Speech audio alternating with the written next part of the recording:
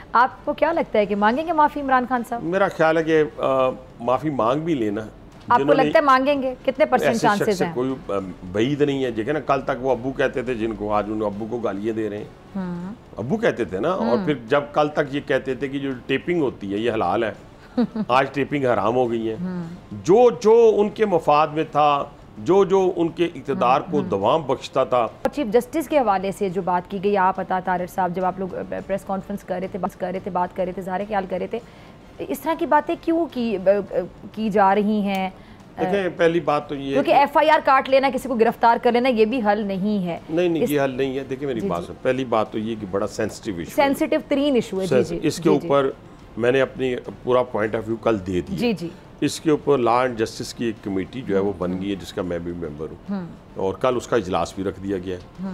अब उसके अंदर ये चीज़ तय होगी कि क्या जो डिसीजन आया है उसके अंदर कहाँ पे गलती हुई है, किस जगह के ऊपर। और ये फैसला मैं नहीं कर सकता, ये फैसला उलमाए कराम करेंगे, मुफ्ती आज़म करेंगे, और हम उन लोगों का हिस्सा बनेंगे जो पार्लियामेंटेरियन। कल पार्लियामेंट ने, सारी पार्लियामेंट ने मुश्तरका तौर पे इस बात का इरादा किया है, इत्तफाक किया है कि हमारी जान, माल और औलाद, ये तीनों चीज़ें नबी आखिर ज़मान सल्लल्लाहु अलैहि वसल्लम की हुर्मत में कुर्बान जाए, और हमारा कोई किसी किस्म का जो है इस पर कंप्रोमाइज़ नहीं हो सकता। कादियानी, लाहौरी ग्रुप हो, अहमदी ग्रुप हो, ये दायरा इस्लाम से खारिज हैं। इनको न ज़ाहिरी तौर पे न छुप कर किसी सूरत इनको तबलीग की इजाज़त नहीं दी जा सकती।